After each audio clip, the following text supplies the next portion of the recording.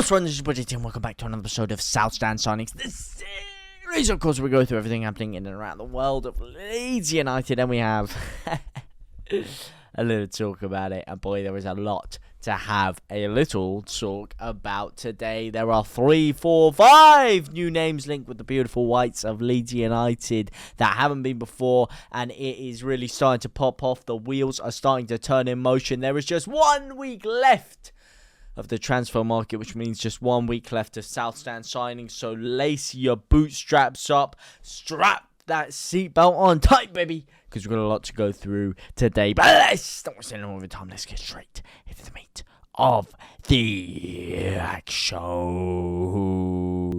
And the first story is surrounding Jimmy J. Morgan. That is right. It is surrounding the 17-year-old Southampton youth player, youth international, should I say, who Leeds have been linked with as of the coming hours. Writing on their live transfer blog as of 3 hours ago on the 24th of January, Sky Sports shared the latest news with the late January move now on the cards over to Ellen Road, potentially. Southampton starlet Jimmy J. Morgan told the club he wants to leave after rejecting their offer on a first professional contract.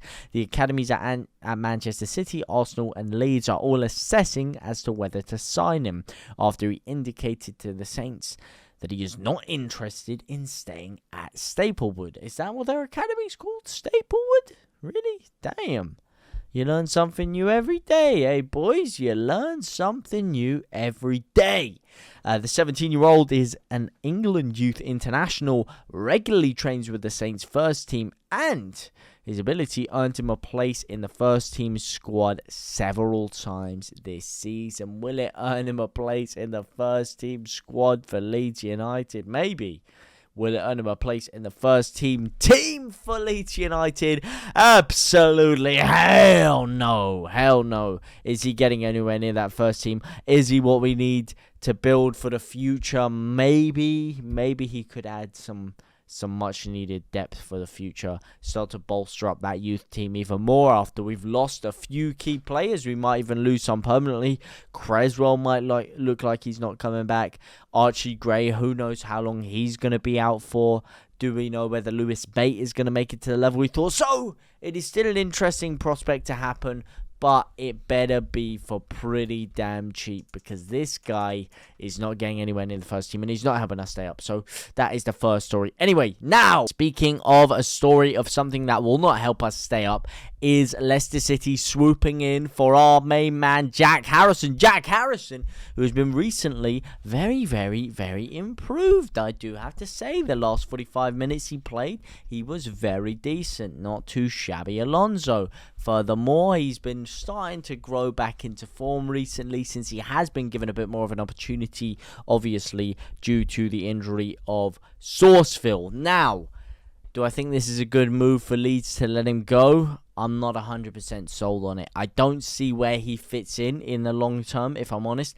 When Sinistera is back to full fitness, when Sourceville's back, I don't see where Harrison gets into the starting 11. I think for me, you've got to completely drop either one of Jack or Aronson. One of the two. And if it came between the two right now, the truth is, I don't know who I would. I don't know who I'd go for. I'm really intrigued as to what you guys think about that one. Do you think there is space? I mean, obviously things can change. People can develop. Aronson could suddenly completely displace some, fill out the squad. Who knows? Well, not my Sourceville, but maybe some other guy. He might displace out the squad.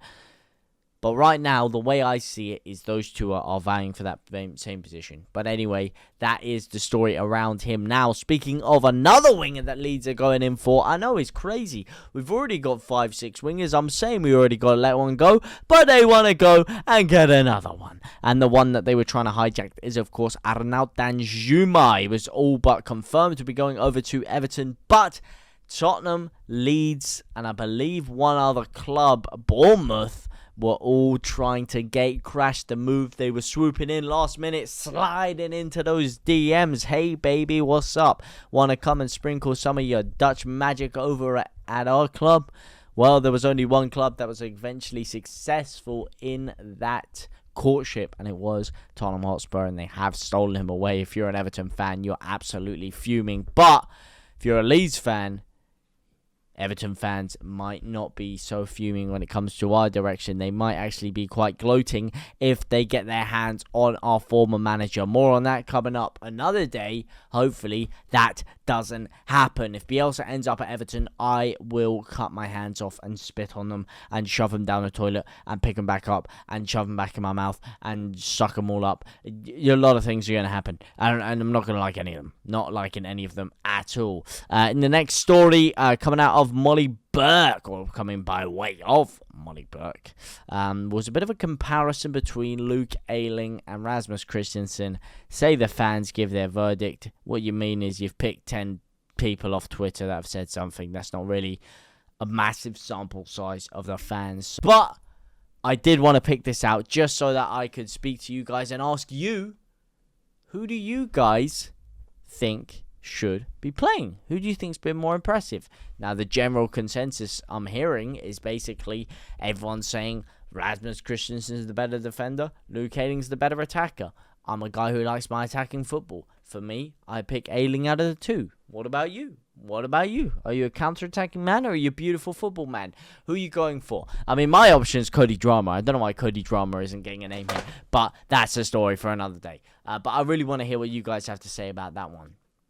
Now, speaking of something you guys are quite keen on, Azzedine Ounahi. That is right, Azzedine Ounahi. Leeds United have been given the green light to follow up our pursuit on him.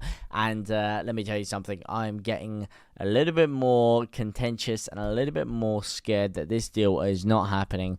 Every day it goes on because it just keeps fading away into obscurity. The green light doesn't seem very green. It seems very amber, if you ask me. And I don't feel like this one is going to progress unless if something dramatic happens within the next 12 hours. And basically the only thing they're saying is that Leeds are the only ones willing to meet their asking price right now. Everyone else seems to have pulled out, but they're still not giving us any leeway on the move. So Leeds have been looking elsewhere, and one man that they have been looking elsewhere for and might go for is Weston McKennie. That is right, he is back on the radar for Leeds United, with Fabrizio Romano last night coming out saying Leeds, or rather this morning, not last night, Leeds are exploring new options for the midfield, including Weston McKennie. So one of the possibilities considered by the club, as per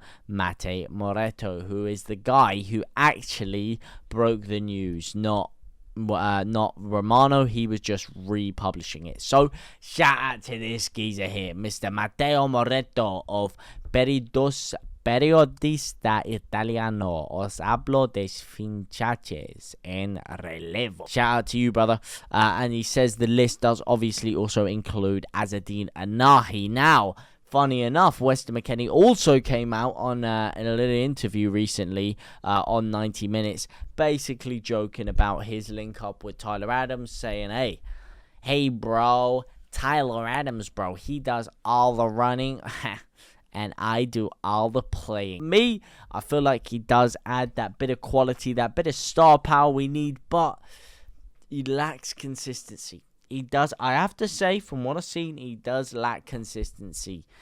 And I just don't know if he is that creative linchpin that we need. Again, he strikes me as more of an attacking player, more of someone that likes to get the ball to feet, likes to open up space with his pace and his trickery, rather than someone that's just going to pick out the passes and create something magical like that, which is what I feel we need. I feel we need more of a natural holding, attacking, not holding, brother, a natural attacking midfielder, you know, someone centrally located.